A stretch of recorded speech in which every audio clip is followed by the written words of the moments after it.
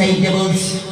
ওই বান্দা বলবে, আল্লাহ, দুনিয়ায় আমি তোমার কোনো ওয়ার্ডার কোনো হুকুম আমি মানি নাই, আইটা আমাদের ময়দানে তুমি একটা হুকুম আমারে দিয়েছো, এই হুকুমটাও যদি না মানি, তোমার এই ওয়ার্ডারটা মেনে আমি জাহান্নামের দিকে দৌড় দিয়েছি।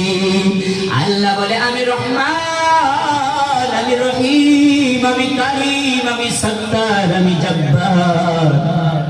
আমি আল্লাহ ওই বান্দাকে বলবো, বান্দা আয় আয় আয় আয় আয়। যখন আমি আল্লাহর ওয়ার্ডার অনুযায়ী তুই দৌড়াইতেছো, আমি আল্লাহর ওয়ার্ডার হুকুম পালনার্থেই জাহান্নামের দিকে দৌড়াইতেছো, আমি আল্লাহ তোরে মাফ করে জান্নাতের অধিবাসী বানায় দিলাম। সুবহানাল্লাহ। আরো জোরে বলেন না সুবহানাল্লাহ। আল্লাহ তাআলা আমাকে আপনাকে মাফ করার জন্য শুধু ওসিলা তালাশ করবে, যে আমার এই বান্দাটাকে কেমন ভাবে মাফ করা যায়, আমার এই বান্দাটাকে কেমন ভাবে জান্নাতে যাওয়া যায়। কারণ আমার আল্লাহ চাই না আমি আর আপনি জাহান্নামে চলে যাই। আমার আল্লাহ ঘটনা কিতাবের ভিতরে মনে আসছে, একটা নয়, দুইটা নয়, 99টা খুন করেও আল্লাহর জান্নাত পাবে। বলি না সুবহানাল্লাহ। আসতে বলেন সুবহানাল্লাহ। একবার সুবহানাল্লাহ বলে 10টা গুনাহ হয় মনে হয়, গুনাহ হয় না সওয়াব হয়?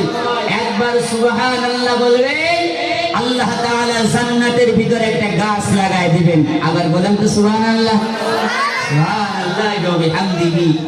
সম্মানিত হাজিরিন, তাহলে আল্লাহ তাআলা শুধুমাত্র ওসিলা তালাশ করবে আমার বান্দাকে, আমার বান্দিকে কেমন ভাবে মাফ করা যায়। কিতাবের ভিতরে ঘটনা এসেছে, একটা নয়, দুইটা নয়, 99টা খুন করেছে। একই কম অপরাধী নাকি বড় অপরাধী? বড় অপরাধী। 99টা খুন করার পরে তার ভিতরে অনুশোচনা এসেছে, আহারে আমি যদি ক্ষমা পাইতাম, আবার আল্লাহ যদি আমারে মাফ করতো, আমি যদি একটু জান্নাতে যাইতে পারতাম।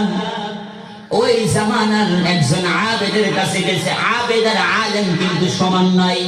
যে জানে এবং তদ অনুযায়ী আমল করে ও আলেম, আর যে জানে না কিন্তু শুনে শুনে আমল করে ওটা হলো আবেদ। এই আবেদের কাছে গেছে, গিয়ে বলে, হুজুর, আমি 99টা খুন করেছি, আমার কি মাফ হবে নি? আপনারা কি বলেন, মাফ হবে? আমাদের মতন লোকের কাছে তোমার আবার মাফ? 99টা খুন করেছো মাফ? তুমি পেল পেলায় জাহান্নামে যাবা। কথা কান ঠিক কিনা?